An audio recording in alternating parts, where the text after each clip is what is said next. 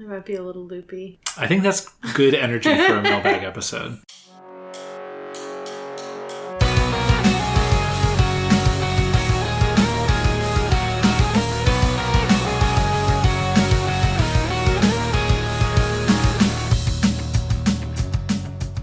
Welcome to Inchworm, the podcast in which we're inching through Worm. Except not tonight, because we're mailbagging, not through Worm. Who are you? I'm Jenny. And I'm Ted. Our first question comes from Loam. Do you guys ever mess up the intro? Never! Was that actually a question from Loam? Oh yes. My god. And that was not a planned bit either. Oh, man. I will say, we are both recovering from at least one illness each, possibly 3. So we might be a little bit loopy. Yeah. And the ambition for this mailbag, there aren't going to be... I don't have as many, bits prepped. We're not going to do fan art this time, unfortunately, though that may be a segment that returns in the future. Just going to focus on questions and a little bit of theory crafting for the future of Worm. So in your hands. Yeah, another quick one. In the 7.10 episode, that's the one where they resolve the Empire 88 fight, before they go to meet Dinah, you asked where the shoe drops were. And Precipice wants to know if you were satisfied now. Yes. Yeah, I mean, it was clear that the Empire 88 thing, I thought that was building to be the main conflict of that arc and or the next several arcs. And in fact, it wasn't. It was, kind of a red herring. And the way it was resolved, I was wondering, okay, but then where is it going? And it turns out it was going in several different directions, like the Dinah thing and then the Leviathan thing. Just did not anticipate. So the shoes were just so much bigger and higher up for greater impact that I didn't see them. Right. Yeah. That's where the shoes were. Yeah, really big Monty Python style shoe. Yes, absolutely. All right, this is from Evil Guy and sort of inspired by a question from Evil Guy. Do you ever find yourself thinking up, Worm characters or powers? And if not, has a worm infected your day-to-day life in other ways? Oh, wow. I've never found myself thinking up worm characters or powers. I feel like I tend to think of characters in the context of stories that I would want to write about them. And I'm not writing Worm.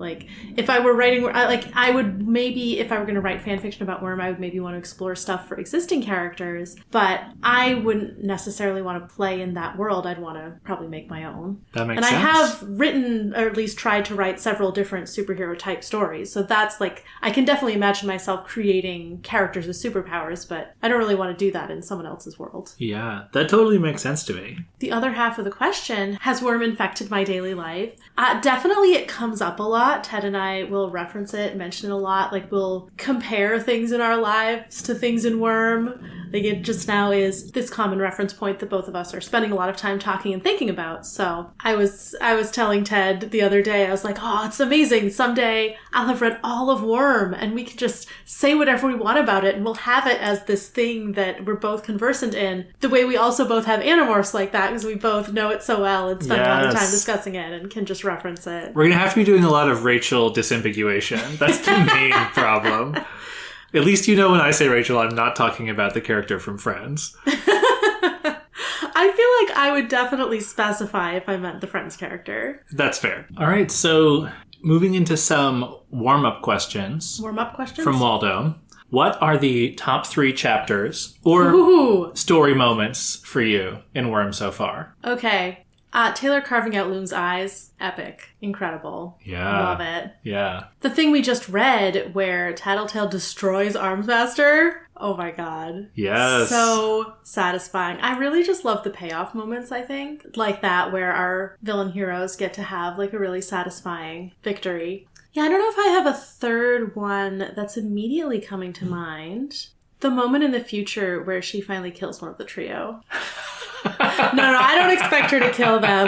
This is not a big... Well, I was going to say this is not a big death story. We've had a lot of characters die. This is not a big murder story so far. Yeah. As far as I can tell. Yeah. I mean, there have been a lot of other really great moments. Getting to see inside Tattletale's head was really good. Meeting Dinah was, like, devastating, but, I mean, the Coil interlude was also great. Like, maybe Tattletale destroying Glory Girl and Panacea at the bank. Yeah. That's another really good victory. Based on the first two, that was the one that popped to my mind as well. That was like the first big moment. I mean, obviously all of Arc 8 is like something I've been anticipating for months, but the bank job was that first moment that I was like, when we get here, it's going to be so good. Yes. All right, yeah, so those are some top moments. What about top characters? Let's get like a top 5. Yeah. Doesn't have to be definitive 5 favorites, but... No, are these the 5 that, like, I'm rooting for, or the 5 that I just think are the most fun as characters? I would say more the latter. Okay, like, it can be love to hate, or, like, just so intriguing, you know. Doesn't even have to be a major character if you want to, put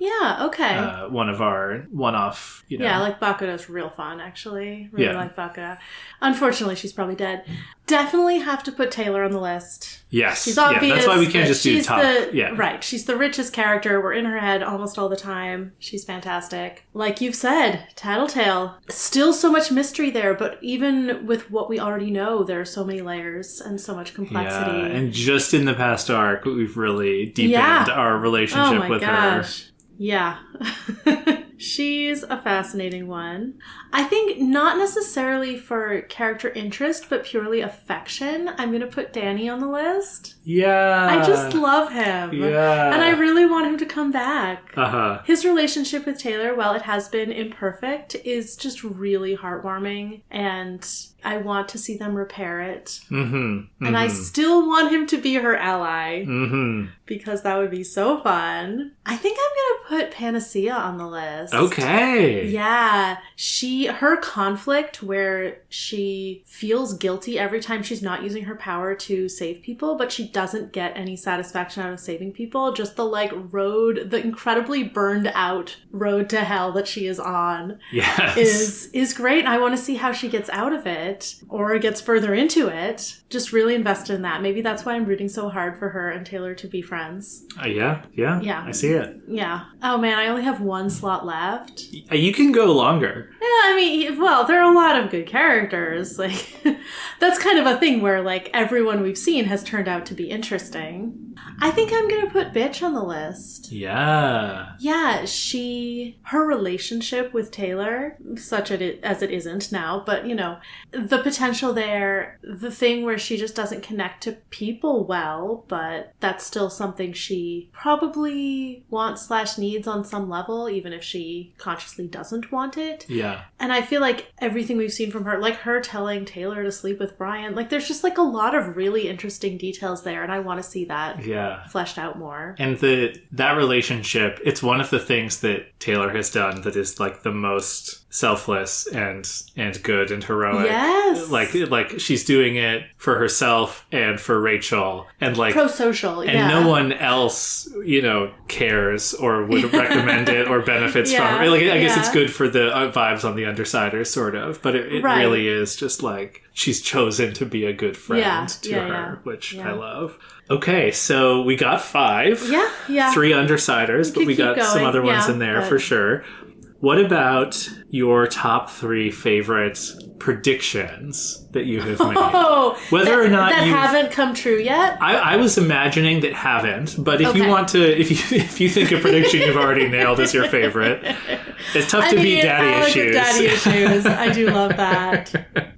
But yeah, I think predictions that haven't come true. These could be the ones that you most want to come true, or just the ones that you're most pleased with. Let's see. I have made a lot of predictions about Emma. I think I'm going to put my prediction that the trio had a traumatic event that was their trigger event for each of them, that they had something in common. They had a shared event. Yeah. And that's kind of what bonded them together and launched the trio of bullies, and that they all are capes. That's one of them. I really want that to be true. Yeah. I want them to break into the birdcage. Yeah. It's right there. It's this impenetrable mountain. You gotta go in. Right. You have to. And I want them to rescue Canary while they're in there. Okay, yeah. Let's see. What have my other predictions been? Oh, I'm still so bummed that Empire 88 didn't carve out Taylor's eyes. Like, that would have been a bummer, but, like, I wanted it to happen. Yeah, so blind Taylor or bug vision Taylor. Yeah, but I don't think that's going to happen now, so that's not going on my list of things that I still think could happen, because I think that one's been disproven. Oh, I do want Taylor to be able to fly with her bugs, and I want her to be able to control the Endbringers, but I don't really think either of those things is going to happen, or at least it's not high up. Okay. Or at least it's not high up enough on my list. I'm trying to remember. I've made so many predictions. You did just mention the one about Taylor and Danny teaming up. Oh, Taylor and Danny teaming up. Also, Taylor and Amy teaming up. I really want both of those things. Is it Taylor having more friends? Especially drawn from the people we've already met. And or Amy becoming a villain. Oh, evil Amy. Okay, yeah. You gotta have it one way or the other. Yeah. Or both. Well, Taylor's sort of a villain right now. All right, so moving on from predictions you've already made or told us about, do you have any other new predictions you want to reveal based on, the past week or so since we've last talked? Yeah, actually, I did have a couple of thoughts. So we have a couple friends who were over a week or so ago, and it turns out, one of them is really good at predicting what happens in stories. So I was telling both of them, like, all of this, like, not everything that's happened in Worm so far, but a large amount of the plot. And, like at least 45 minutes worth of the plot. Yeah, which is still not most of the plot. Even what we've read so far is very long and complex. And while we were talking together, they had some ideas, and I feel like in conversation we came up with some things together. So one of their thoughts that I don't think is going to turn out to be true, but I thought it was intriguing, so I'm going to mention it, is that Taylor's bullies were under orders somehow to bully her in the hopes of giving her a trigger event.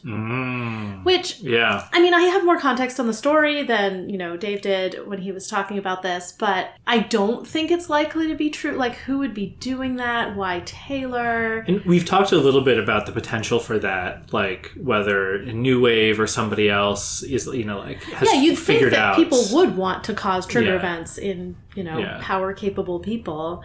But I don't see why anyone would be doing that for Taylor. It just doesn't quite add up. Like, I think it would make sense in a more, like, efficient story than Worm, in a story where, like, every element has to come together for, like, a very tidy conclusion within 100,000 words. Then probably the bullying would be, someone would have been directing that, because you need everything to be very closely directed and a soon conclusion. Sure.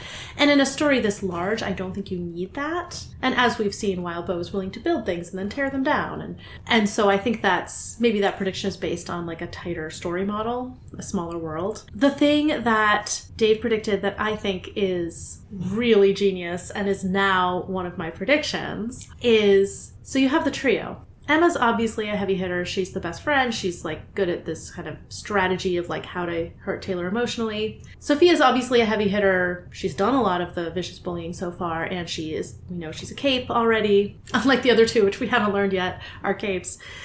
But we will. And I was mentioning that, like, Madison is just this total lightweight and kind of a throwaway, and Dave's like, oh, she's the mastermind.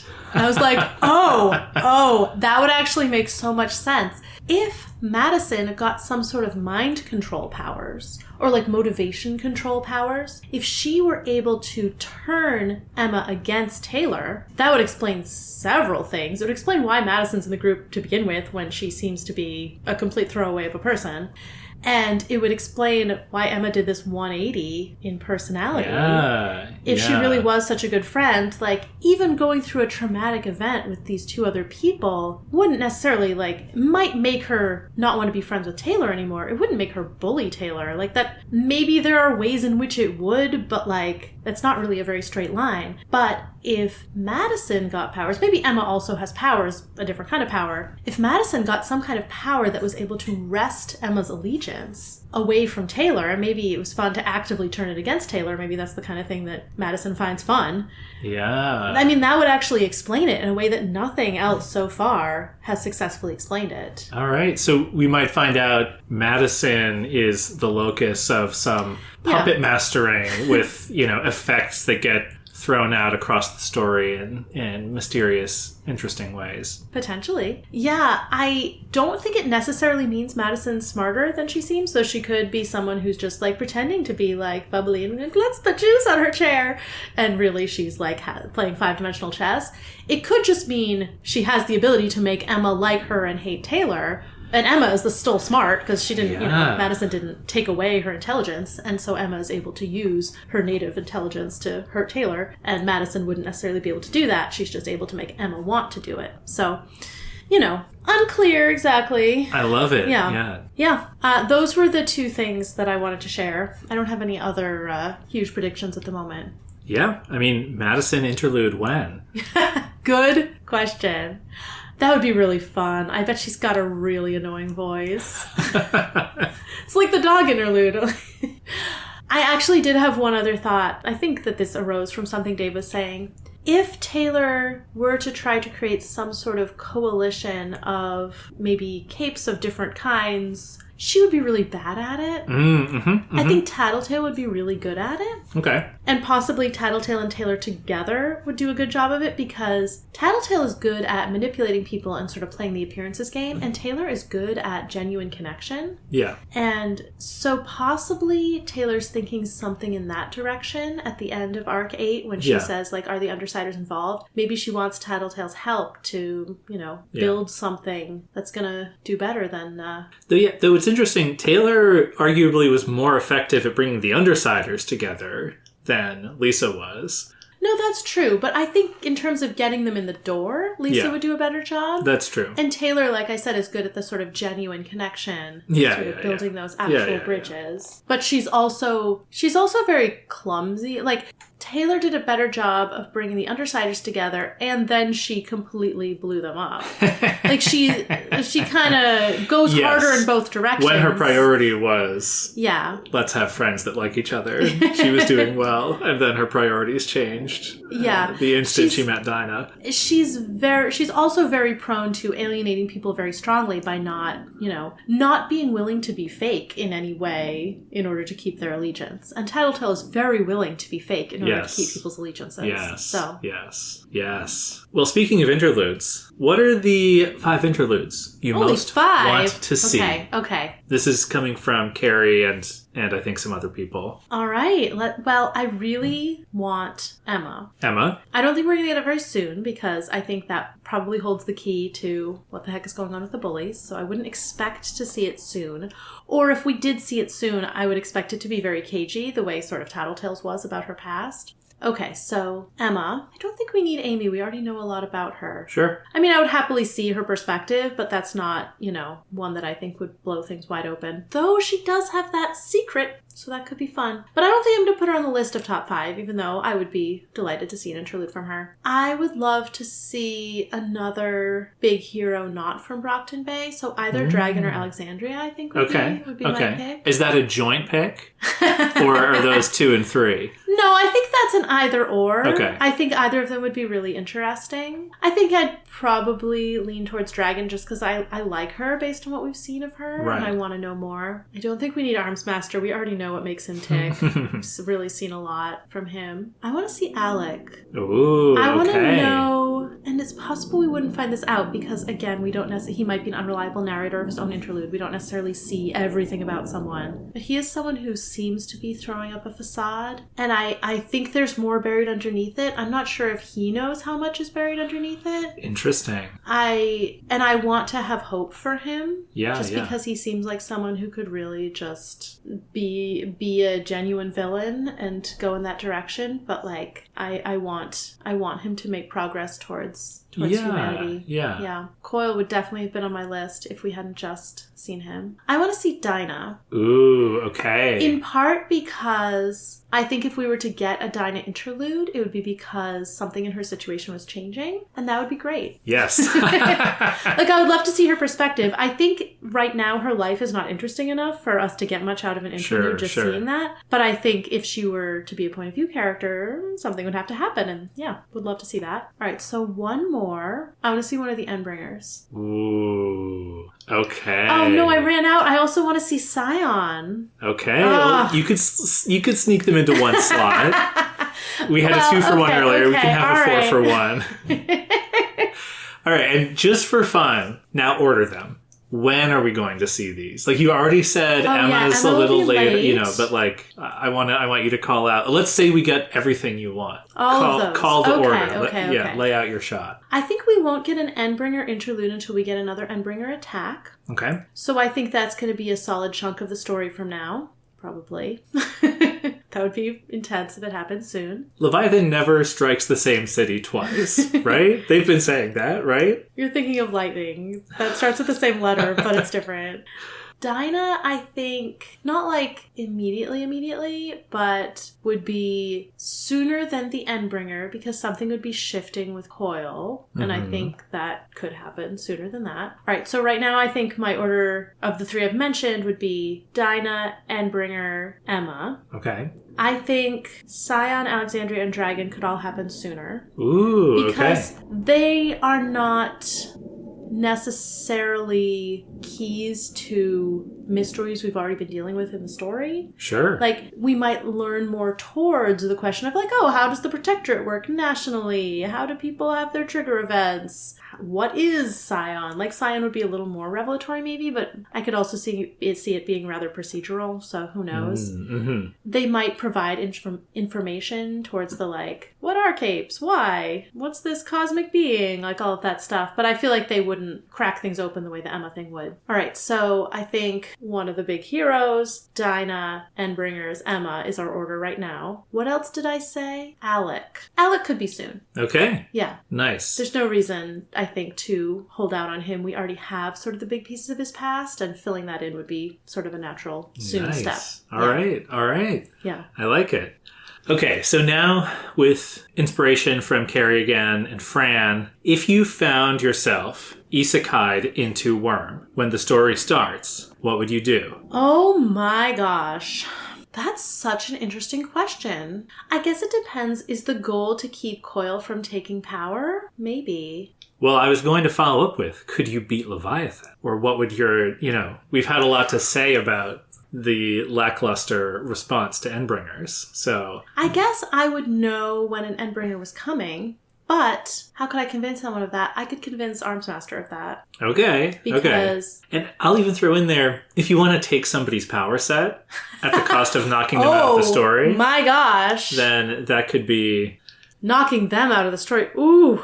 I guess that is usually how the isekai stuff works, where you take a character's role. Yeah. I mean, I don't know. I'm just to get you thinking. I mean, it's just, if you want to spin us a story about how you could start from the beginning of Worm and then beat Leviathan, or at least do better than they did, then now's your chance. Yeah. Okay. I think what we do, it's tough because I think we're going to know more about Endbringers by the end of the book than I know now. That's true. So this is I just don't know how an 8 arcs plan. Yeah. Like Tattletale said, you could blow up a bomb in Leviathan's face and it wouldn't kill him. But with multiple weeks of notice, unfortunately, I don't know exactly when Leviathan is going to show up because I don't know the exact timeline. Yeah. So if I show up at the beginning, I could probably say like, okay, I know there's that week where they think about stuff for Coil. I know there's the week where Taylor has the concussion, and there's like maybe another couple weeks, like maybe we're like 4 weeks out. Yeah. But I don't know the exact count of days. And if you prevent all of the chaos leading up to the end of Arc 7... Leviathan wouldn't even show up. So then are you any better than Armsmaster if you let all of that stuff happen just for your chance of beating Leviathan? I mean, it wouldn't work to let all that happen. Like, you'd have to interfere, and that would change things. Yeah. I mean, if you're trying to mount an actual Leviathan defense, you'd have to interfere. Right. So, I think the move is to approach Taylor and tell her what I know about the Endbringer coming, because I think she would really care. Okay. And I think after that...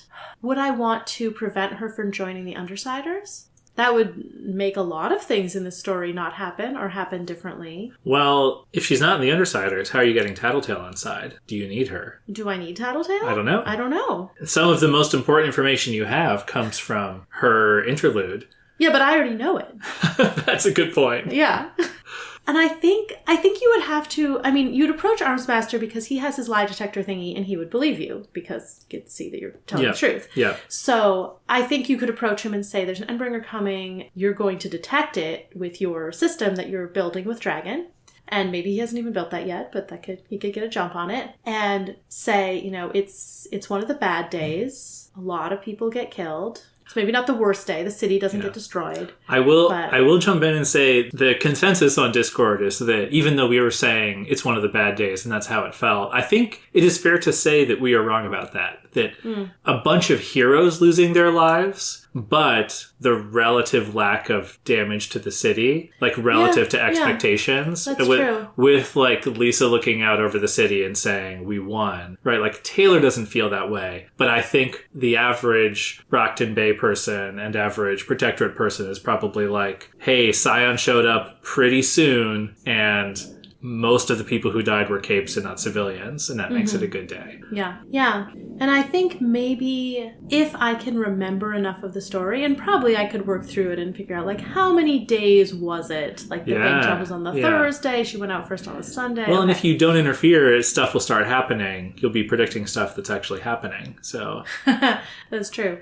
I think I could determine the timeline probably within a week or so. Yeah. And then I think I would propose that we work to put together a plan to actually kill Leviathan. Okay. And I think the problem is that Armsmaster thinks he can do that one-on-one. Yep. And I would have to convince him that he cannot. Okay. So yeah, this is an interesting approach, right? Take your knowledge, convince Armsmaster that you are from a world where he's in a story, but the story is real, whatever it takes. Yeah. And then how do you get him to... This is almost just like a how do you socialize Armsmaster to I mean, working he's a terrible with ally, a bunch of other people. But which is why I think I would go to Taylor first and just make sure someone else knows about it. Okay, so Taylor is your handler as you go on an insinuation mission with Armsmaster. Okay. Kinda.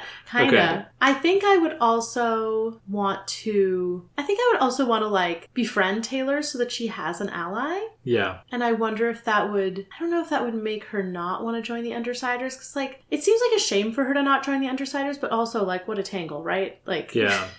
It's really a tragedy. I don't know if it'll go great places and I'll just be really happy that she has these great friends. But what we've read so far, it kind of seems like there's no winning. Yeah, it is tough. Sort of the how would the heroes do better and the like how does Jenny butterfly affect her way into a different story are pretty substantially different questions, even though I sort of tried to mash them into one. Mm-hmm. Yeah. I think I want to try to get Taylor to become friends with Panacea. Amazing. This is your like side goal, right? Like if we can drop a super nuke on Leviathan. I mean, why not could you get Bakuda on side? Her stuff is pretty effective, right? I mean, I think that... there's a lot of potential... I would not approach Bakuda in a million years. There's a lot of potential for a super group. We just need to figure out, if we can meet cute Amy, Taylor, and Colin and get them all on the same team and working together. That's all we need. Yeah. Unfortunately, I don't know Amy's secret yet. Maybe I could blackmail her into being friends with Taylor. That's true. That's true. You got to read ahead. She'd hate that. All right. Zooming out. This is a question from Joe Kenobi, who is our faithful read-along listener and often posts his excellent takes with as much information as you have. So one of the things that he's been wondering about in the wake of Arc 8, learning that, it didn't really fully become Taylor's story until this point. Wild. So zooming way out, let's revisit this question. Why is it called Worm? Huh. Right, if it might not have been Taylor's story. I mean, I don't want to overstate that as a, puzzle to figure out, but it certainly suggests, broader themes or broader questions than it's about someone who controls worms. Mm-hmm. Okay, a couple of thoughts. First thing that comes to mind is the old spelling of worm as W-Y-R-M, which is, of course, not how this is spelling it, but like worm as this dread monster. I wonder if worm refers to the Endbringers. Sort of these. They're not exactly draconic, but they are, you know. I mean, they're biblical monsters, right? It has sort of a similar significance. Yeah, if they're sort of the worm emerging from the sea to destroy humanity. The other thought I had was the contrast between humanity and sort of this cosmic being, like almost this cosmic being giving superpowers to like worms underfoot. Being like, oh, you tiny little helpless worms who are about to be destroyed by these Endbringers that maybe I created. Like, let me give you superpowers. Like humans are all so delicate and vulnerable and you know, insignificant on a cosmic scale in a way. Right. But they're being elevated by these powers, so suddenly some of them can do wild stuff. Right. Yeah. I don't know. I like that a lot. Well, Joe, let us know your thoughts as well. I think we should turn now to... We've had a lot of warm-up. We've talked about a lot of different elements. I want to turn to like your predictions for what Worm is about. What is book 2 of Worm? What is the ending of Worm? Right? So you don't have to like write it all now, lay it out all now, but I thought we could talk about a couple of different elements and then try and tie it together with like a pitch for book 2 of Worm. So yeah, taking some inspiration from Jimmy, 40I2, Insidious, Fennec with all these questions. I guess what plot stuff do you feel like has to get resolved? You know, some of the top handful of plot things that we need to get through. Yeah, I mean, is Coil going to be the overlord of Brockton Bay? Yeah. Which I don't think should happen, and I think they need to take him down. It's a big problem. We got to resolve it. 76% chance his plan happens. We got to, I've seen people who are poised to become leaders with that percentage of likelihood, and it didn't happen, so... I'm just saying we're going to find out one way or the other in the story. Yeah. Probably. Yeah. The Endbringers and their destruction or management. Okay. Yeah. Big. Those are kind of the big threats. I think there's sort of a thematic element of the Protectorate as an inherently flawed organization where they put people who just, you know, had a really bad day once, and that means they get to be in charge of other people. Okay, yeah. You know, I'm not sure what better way there is to do it, but the mix of fear and hero worship that exists with regard to capes feels like a thematic element. There's some unresolved tension there with the larger Cape's population. Place in society. Yeah, for sure. Yeah. In a smaller scale, Taylor's relationships, her relationship with Danny, her relationship with the Undersiders, her relationship with Emma, which I mean is pretty much destroyed, but I want to know the history there. Yeah. Her relationship with the trio of bullies. Yeah. Her, you know, enmity with them needs to be resolved in some way. Her desire to be a hero who makes things better on a grand scale is an element that has not yet come to fruition. Right. She did have a big positive effect in the Leviathan fight, but she's come away. I mean, we've left her feeling like, what was it all for? Exactly. Right. Yeah, so that's something that needs resolution. I talked about some of the mysteries that remain when we were talking about interludes. I want to know what happens with Brian and his sister. I want to know what happened to Lisa. Yeah. And I want Alec to become a more redeemable human being. Yeah. I want Bitch to make friends. Yeah, we've talked a little bit, I mean, beyond plot and getting into character stuff, but are there any... Amy to find peace. Right, so are there any character arcs or, like, promised arcs for specific characters you want to think about a little more depth? Like, Taylor's an obvious question, but pull in the secondary characters, too. You just listed a bunch for the Undersiders. I am very invested in Gru's relationship with heroism. Like, he and Taylor have had tension around that, and he's kind of found his answer for the moment of like, no, I take care of my family and my team, and no one else needs anything from me. Yeah. And that is sort of the like, what do we owe each other question of the good place. Yeah. And Taylor's answer is much broader. She thinks that we owe people much more than that. And I want Brian to come around to a point of view closer to hers. Yeah. Probably not as extreme as hers. And then Alec, I want, to learn to make human connections. Yeah. I think the whole New Wave family situation is really interesting, and I want that feels like there's a lot of unresolved unsustainable situations there. Yeah, and just have massive losses in terms of... Well, right. I forgot they just lost all those people, yeah. Yeah. Right. Even before Leviathan, it was interesting and ripe for drama. And now, Oh, and the Case 53s, the capes that are being created. Oh, yeah. That's a huge thing. Of course. We need resolution to that. Right. And the larger mystery of, why are capes? Right. Why is a scion? Yeah.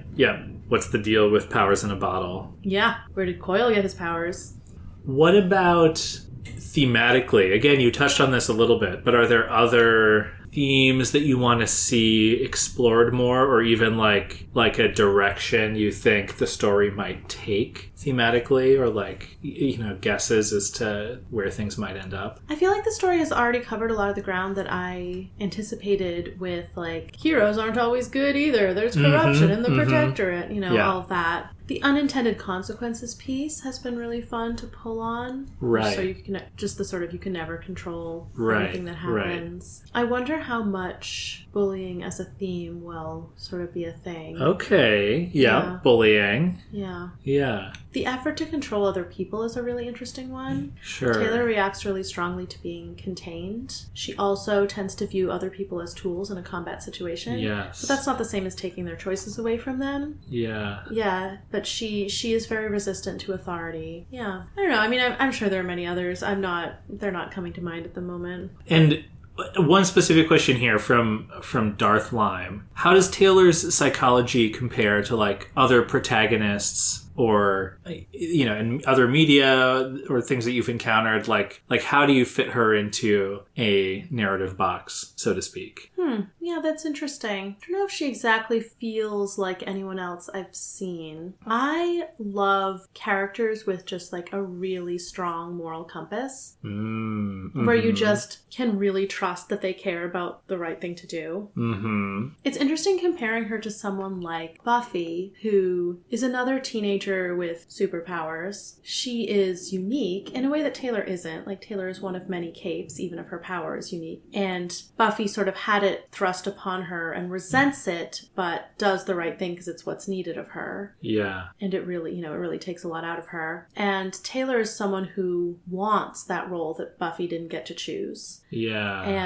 But has a similar sense of is there bad things and they need to be fought? But very different desires and choices, I think. Yeah. That's a really interesting comparison. Yeah. All right. So, we've read, I think in terms of word count, we're about 1/6 of the way through. But let's call this book 1. Pitch me on, let's say it's a trilogy. What's book 2 of Worm? And then, what would be a good place for that to end and kick off book 3? Talk me through kind of where you think the story might go. If you want to get into how you think it'll all end or things like that, feel free. But I'm curious where your head is at in terms of, the medium term of the story. I think it's easier to talk about where it might end. Oh, sure. I think we'll end up with a completely different structure for how capes are integrated into society. Okay. I think we'll end up with a very different situation with the Endbringers. Okay. With Scion. I think we'll know a lot more about where powers come from.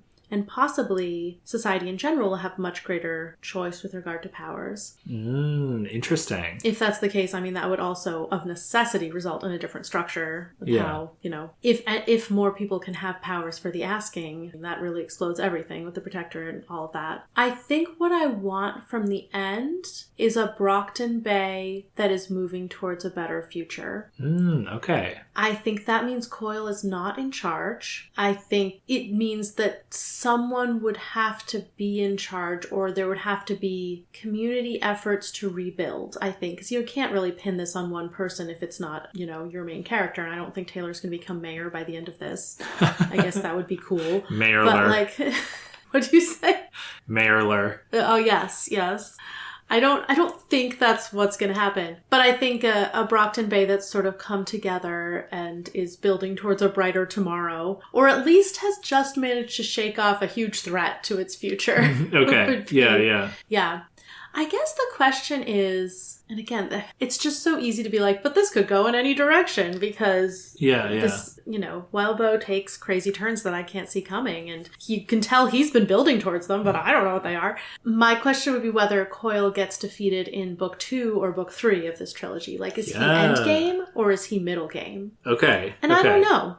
I think whatever Taylor is planning, if it involves the Undersiders, it can't be bringing down Coil because they're working with Coil. I've said this already. But book 2 can be long, So I guess just quickly then, imagine it both ways. Like, if Coil is endgame, then like, what's the break between 2 and 3 before it's like, okay, now it's time to take down Coil, and then flip it. Like, if Coil goes down, then what is book 3 even, about? If Coil is endgame, then I think book 2 would be like working with Coil temporarily, probably. Like if they're like, okay, it's worth it to work with Coil to like enact this plan that Taylor just came up with to bring down the Endbringers. But then you have to take down Coil, who turns out to be so much worse than you even thought at this point in the book. If it's the other way around, where we take down Coil and then we turn to the Endbringers, I mean, that feels a little bit more of a logical progression in terms of, like, size of enemy. Of course, sure. Coil is much more entrenched in Brockton Bay and much smarter and more determined to take it over than the Endbringers. I guess some of the Endbringers are smart, but, they haven't really set Brockton Bay as their goal. And Coil has really built up strong defenses for himself, so it's not like he's a negligible enemy. But if Taylor wanted to bring him down and wanted to, I don't know, at least get the Undersiders to not stop her or something, or like buy them off, or I don't know. It seems really hard to bring Coil down in the middle term with the allies that she currently has. So I don't know. Then I guess I think the final third would be something more cosmic, metaphysical, like something about the cosmic being Miss Militia saw and the Endbringers and the fact that powers have been coming maybe more quickly and like where did Scion come from, and like that all is going to be coalesce into some sort of big, large problem where they need to save the world from the cosmic being whatever, I don't know. Like, the scale of it makes sense to me. Yeah. But I could also definitely see them fighting Coil during book 2 and then getting to the end of book 2 and being like, crap, we have to pause this because of this huge cosmic battle, and like kind of allying with Coil. And then the end game is like, gotta save the world and defeat Coil. So keeping a lot of plates spinning at once. Yeah, that is really good. All right, well, thank you. I look forward to reading books 2 and 3 or 4, 5, and 6 of Worm. To lighten things up a little bit, top 5 ships. Okay. There's been some development since I last asked you. And I do have a list that I posted to Discord. I don't think we discussed it on the pod, but I want to hear. Okay. Is there anyone I'm shipping that doesn't involve Taylor? I'll remind you of the 2 that you said that didn't involve Taylor. Yeah. Smugline. Oh, yeah, I do love Smugline. And Danny with Happiness. I mean, that's still real. I don't know that I have to include it on my ship list, since that's not really a ship. Yeah. Well, okay, let's talk Taylor, and then maybe I'll feed you some other people, and you can come up with ships for them. Okay. Yeah, I mean, Tattle Taylor is still great. Yep. I know that's not what it's called. Tattle Taylor is a great name for it. Yeah. Tattletale is still great. Yeah. Tattletale has shown herself the most attached to Taylor of all of the Undersiders. Yeah. And part of that's just she doesn't want to lose her people, but she does seem particularly like she is singling out Taylor in a way. And she was sort of like, this will be fun, let's get her in the group. And now she's like really attached to having her in the group. And that kind of progression is really fun, where she's like, I'll manipulate and lie to her, this will be fun. And then she's like, no, but Taylor. So yeah, I think that's a good one. Has Sumbug sunk? Sumbug has really sunk. I mean, first of all, he said he wasn't interested, which I understand now why that was resolved already if that was going to happen, Clearly needed to get that out of the way. I think there's potential there. I don't love a lot of what we've seen from Brian. I mean, it's true of every character, basically. But I think that Taylor is a good influence on him, and I want him to grow into a more generous sense of morality and maybe a little bit more patience with people who frustrate him. So maybe it's a friendship? No, but I think it could eventually be a ship. Clearly, I mean, he doesn't think he's interested right now, and I don't think he's worthy of her right now. I think he would have to really earn it. Yeah, yeah. But, like, that would be cool if that happened. He is the character with whom she's had the most physical chemistry, so, you know, that's fun. Obviously, Taylor Bitch is on the list. Okay. Yeah, I mean, Bitch is never connected to another person like she connected to Taylor. Yeah. And then Taylor betrayed them all. Yeah. It's terrible. So now Taylor needs to win Bitch's affection back. Okay, okay. I Would really love to want see that it. to happen. Would love to see it. That used bookstore is probably destroyed. She probably can't get that book anymore. But Oh my she could gosh. find another one. If there are any. Thrift books. Maybe that's what Leviathan was targeting.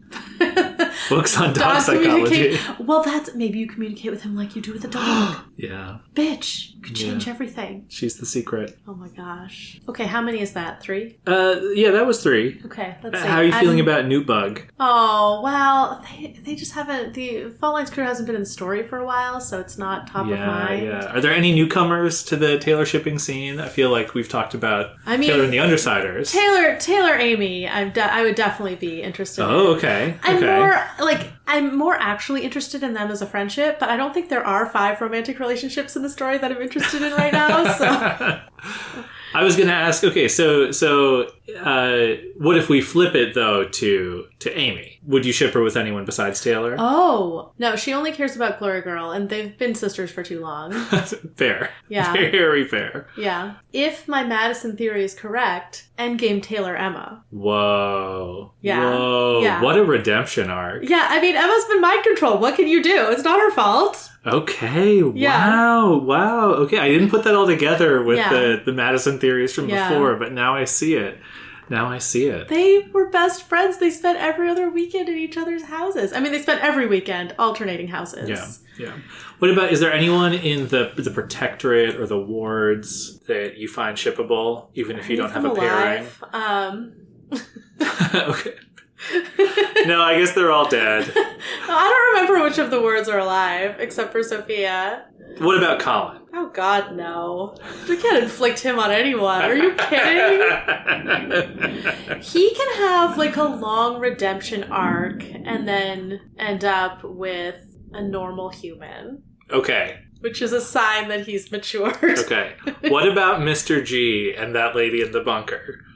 They can have each other. I'll allow it. That's generous. Yeah, that's very, very generous. Everyone deserves someone to love. Yeah. Except for Colin. All right. Yeah, we can move on, but, as we get to know some of the other characters, maybe some other ships will emerge. Maybe for Taylor, maybe just among our secondary and tertiary cast. Now, it doesn't have to be very shippy fic ideas, but do you have any fic ideas that come to mind if you think about, like, you were going to write some Worm fanfiction? No, the thing is, I'm really just more interested in seeing what Wildbow does with it. Yeah. Like, I feel like the promise of the story he's going to tell is more interesting to me than what I would do with these characters. I do think it would be fun. If I were to write fic for this, it would probably be exploring some of those relationships. I guess there's not a lot of time in the story we've had so far, but potentially before this point, because I don't know what's going to happen. You've mentioned like the dog date from Rachel's perspective. Oh, yeah, could that be kind a great of thing. Scene. Yeah, but like, no, I'm more interested in seeing what the story does. All right, what is your Worm cosplay? Assuming infinite resources and skills you don't have, but like this is a question from Claire. Infinite resources, Leviathan. Okay. To scale. Okay. I mean, at scale. Okay, I give you too much.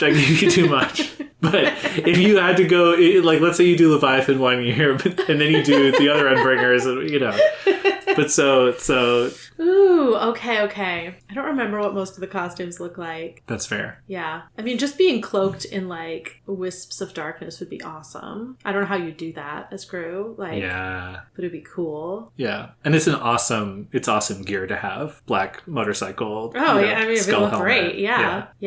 I mean, I love lavender, so could be a Tattletale costume. Yes. Yeah, that would be fun. But I feel like her costume isn't the most, like, exciting. Like, it would be fun to do something like Hook Wolf or something, where you're just like a sphere. I mean, he's also horribly evil. But yes. I'm thinking purely like aesthetics here. Yeah, I feel like you.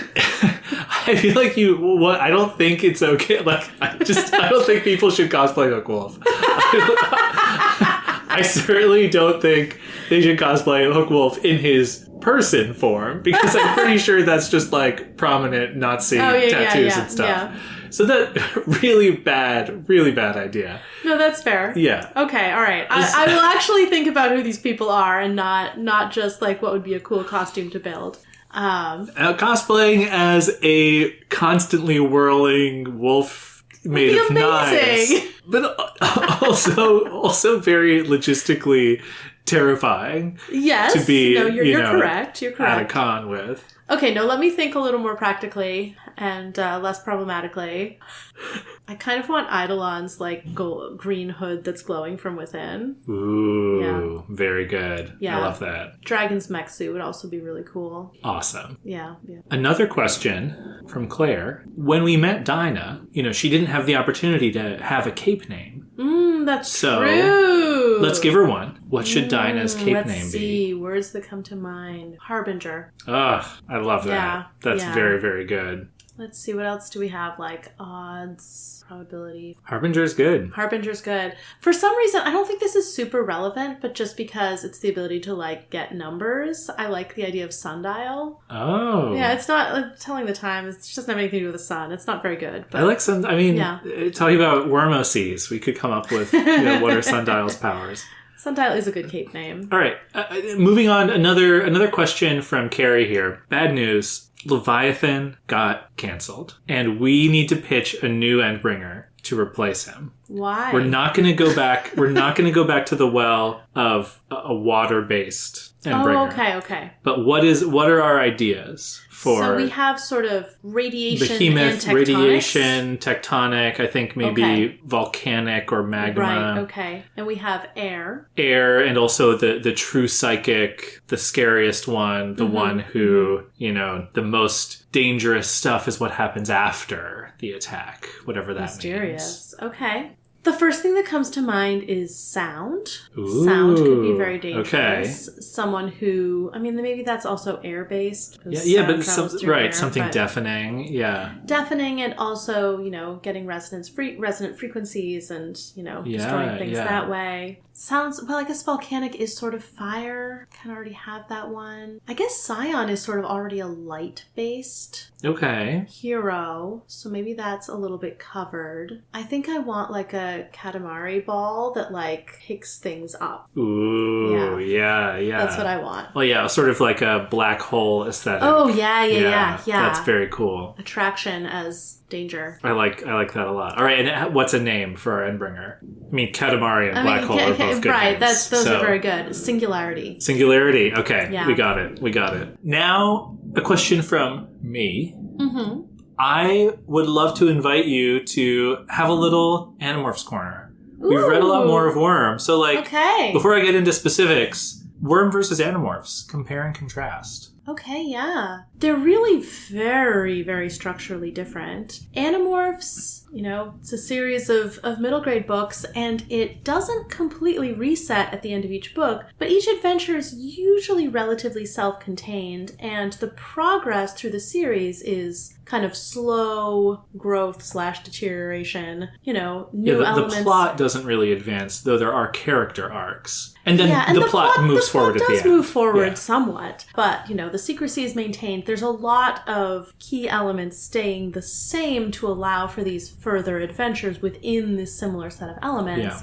And Worm is very much more like, expanding outward. The characters, we talked about our band of 5 in Worm, but the characters who have been relevant and interacting with our main characters are so many more. Mm-hmm. Animorphs has this very consistent cast that we see every time. We get a 6th, we briefly get a 7th, it doesn't stay, we go back to the 6th, and the band of 5 is somewhat central, but not nearly as, the percentage of character actions done by the band of 5 is much, much, much smaller. So it's just such a bigger, more complex world. Yeah. And the elements that get pulled in Worm stay and build on each other and grow in a way that in Animorphs they tend to dip in and then dip back out because we're sticking with sort of our consistent group of 6. So in that way, it's a big format difference. Like, Worm is not a series of short novels that are all sort of in a similar setup. And it's one reason it's been so surprising to me is like, oh, I thought this was what we were doing. Oh, but that part's over. Oops.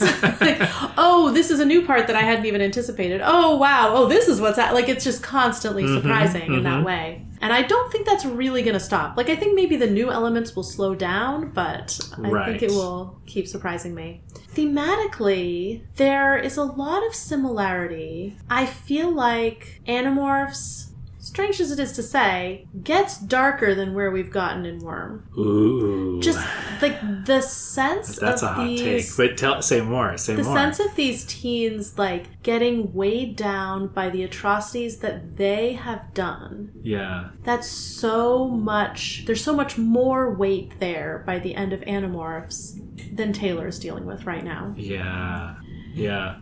And there's a similar sense of, like, consequences. The unintended part, I'm not sure is as big a theme in Animorphs, but the sense of, like, collateral damage is huge, definitely shared. This sense of, like, wait, why are these kids doing this fighting is true in both. Though in Animorphs, it's very, very much a genre thing of, like, no, this is middle grade, and so, of course, our main characters are 13 to 16, whatever, by the end. And in Worm, it feels more like a real aspect of the world. Right. Which raises different questions of, like, why do the adults allow these teenagers to fight? Well, I guess it's because they don't really have a choice and, like, the dangers are just that bad. But it's horrifying in a different way. We also have adults who are real and consequential characters in Worm on a much bigger scale than they ever are going to be in a middle grade novel. And I think actually we talked about whether Worm is YA, and I think it's not, because there are, the presence of the intermingling with these adult characters is just something that you don't get to the same degree in a YA novel. The sense of there are real bad things out there. It's possible no one else is going to do anything or enough to stop them, and so I have to do it, is shared between the two of them. But I think it's heavier in Animorphs. Taylor wants to be a hero. None of the Animorphs wanted to be a hero. Right. They really had to rise to the occasion, and Taylor's choosing it, and there are actually a lot of heroes, and she thinks they're not doing a good enough job. Yeah. The Animorphs have benevolent alien granting them magical abilities. None of the capes in Worm, except for Coil, I guess, chose to get their powers that we've met so far. So there is That's true. But Taylor could just not use her powers. Well, in her specific circumstances, I think very, very arguable. But yeah. But she wanted to go out and become a cape when she had powers. Yes. And the Animorphs are constantly wishing they could give up the fight. Right. But they're the only ones who are doing the fighting. And that's not really true for Taylor. Though, I mean, she does feel this sense of, like, she has a responsibility and she, Yeah, and the Animorphs have a clear purpose. Yes. And Taylor, at this moment, has been struggling is to find searching for that. Well, she's found it. We just don't know what it is. True. Yeah, that's true. I mean, the Animorphs is a much tighter narrative, despite the fact that some of the books are complete throwaways. But, they have a very clear goal and a very clear enemy. And the dangers facing their world are also very clear and never really get complicated. Like, you're never like, but humans are also bad. Should we fight that? Like, no. Yeah, it's more the relationship with it's sort of like, oh, there are good aliens and bad aliens is how it starts out. That's true. And then by the end that of does become complicated. But this thing where, like, oh, Coil is a danger, and the Endbringers are a danger, and the Protectorate has issues. Like, all of this stuff where it's like, where do I even look as a hero? It's a broader and more confusing world. Yeah.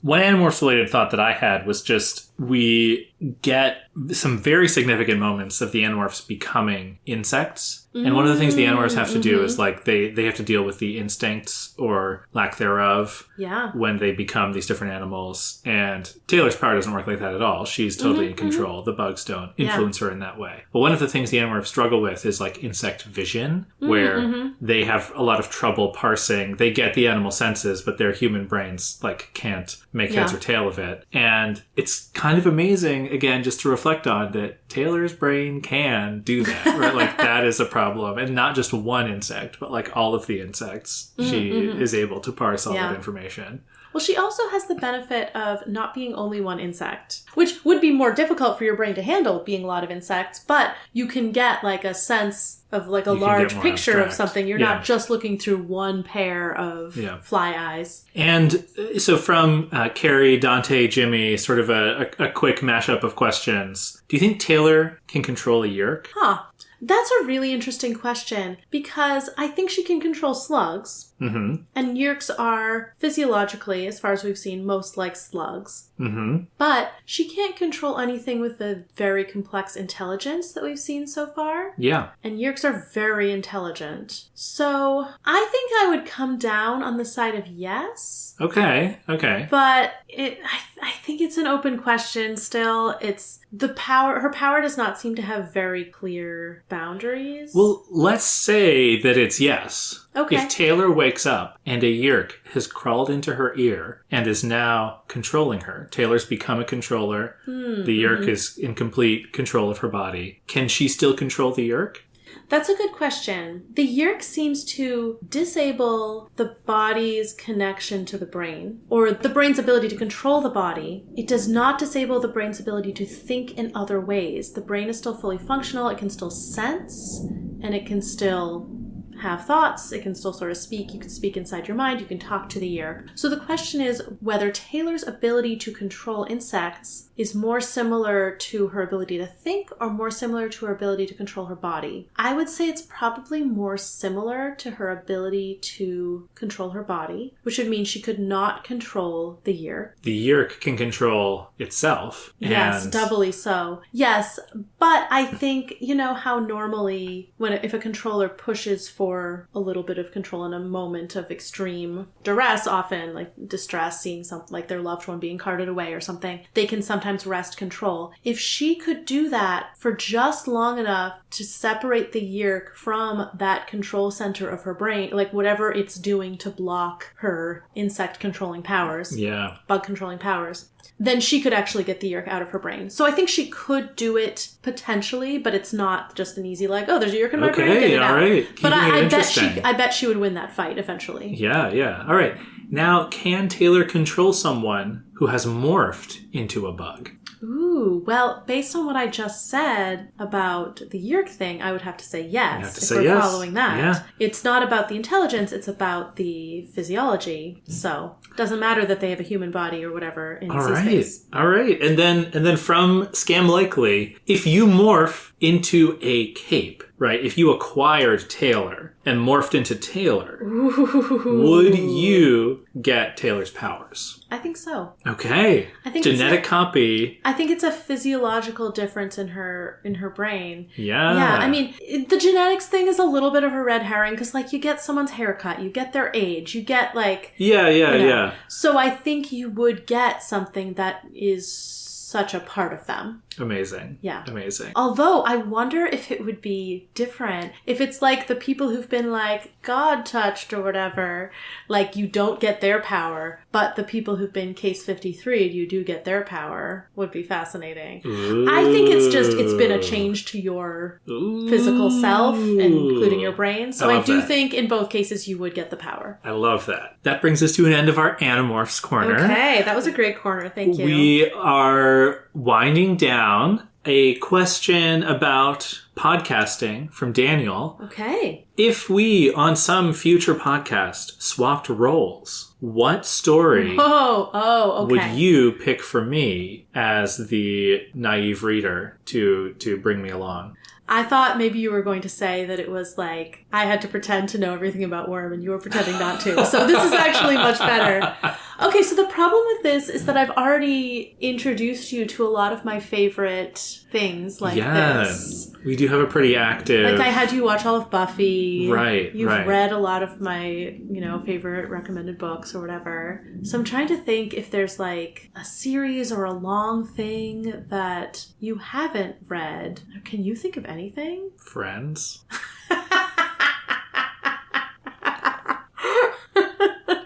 I mean, that would be kind of fun. Talking about Friends. friends in 2025. And then you could do Buffy. I didn't make it all the way through season 6, but I don't think you'd want to go past that. Yeah, but we're pretty far along, and I hated 7, so... Yeah. Yeah, gosh, I'm thinking about it. Do like Dresden Files? The first few are really not worth reading, though. Yeah, I don't know. All right, no obvious. I guess I'll just have to keep doing this to you, and that works great for me. Maybe we'll do it for one of the Wildbow works you haven't read yet. Oh my god, Jenny reads Ward. I read Ward. I've only read the first 7 arcs or something, and that was years ago. So yeah. Okay, yeah, we can do that. Yeah, or Twig or one of the other things I haven't read. Would be great. I feel like there are some that we would do with a third person. I would love to do Nirvana and Fire. Nirvana and Fire. The C drama, which is just hard to. Maybe it's easier to get now. It's been a few years. We have to look. It got harder to get the last time. Yeah. But amazing show and really fun in terms of predictions. Would be a really good one for that. We could do that with like Ray or something. Yeah, we got to hype this up for the listeners more. I don't know how to bring it into Worm Discourse. It's incredible. Yeah. It's the best revenge narrative I've ever... Ooh, yes. That's a great way to sell it. Yeah. So, before we wind down, I just wanted to say to all you listeners out there, thank you so much for being listeners, making this podcasting through Worm journey even more enjoyable for the two of us, for writing in with questions. We didn't have time to get to all of them, but we appreciated all of them, and we'll definitely be doing more mailbags in the future, so feel free to write us anytime. There's an Ask a Host channel on Discord, so we'll be mining that for questions in the future. And we'll be back to our regularly scheduled programming with Chapter 9.1 later this week. Now, this is a question from Pick and Waldo, kind of in 2 different ways, but is there a question that you wish you had been asked, Jenny? What question do you want to answer? Oh, interesting. I think the most fun question might be, if I could have the power of any of the capes we've met so far, whose power would I want? All right. Whose power are you taking? I don't know the answer, unfortunately. I just came up with the question just now. All right. Well, tune in 6 months for our next mailbag. I feel like Alexandria would be an obvious, great to be all powerful, whatever, The Alexandria package. The Alexandria package seems great. Flying when you're not being held in bridal carry and horribly injured seems great. You can cure your own morning breath. So is that part of it? Is that part of the Alexandria package? No, it's just she cures her own morning breath. No, we can all do that by brushing our teeth. When you think about it, we're all superheroes. I just mean you wouldn't have to deal with morning breath the way Taylor did with Laser Dream, because you could just not have it. Yeah. I think Dragon might be more fun, though, because I really like this feeling of creating things. And being the best tinker of all time. How do you resist that? Mm-hmm. Yeah. Mm-hmm. You can make yourself a flying machine. Yeah. You can make yourself invincible through armor. Yeah. Yeah. So I think Dragon. Yeah. What if there was a character that was a tinker who specialized in narrative? This is really interesting. I don't know exactly what this power set means, but it's something It's Wildbow. It's Wildbow. All right. I don't think we're going to get... I would love to get Wildbow's, power set. Because, I feel like Wildbow has so many strengths that I do not as an author. I don't write anything like Wildbow. And I would love to have that, plotting and world building. That's the right answer. That would be incredible. That's the right answer. Yeah, Wildbow. That's my answer. Yeah. All right. Well, I don't think we're going to get a better out than that. So, all right. We'll return to the story next time. On Inchworm.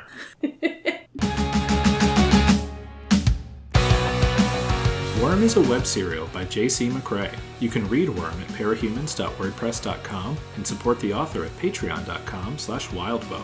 Follow us on Tumblr and Blue Sky at Inchworm Podcast, or find our Discord link and any other updates on inchwormpodcast.com.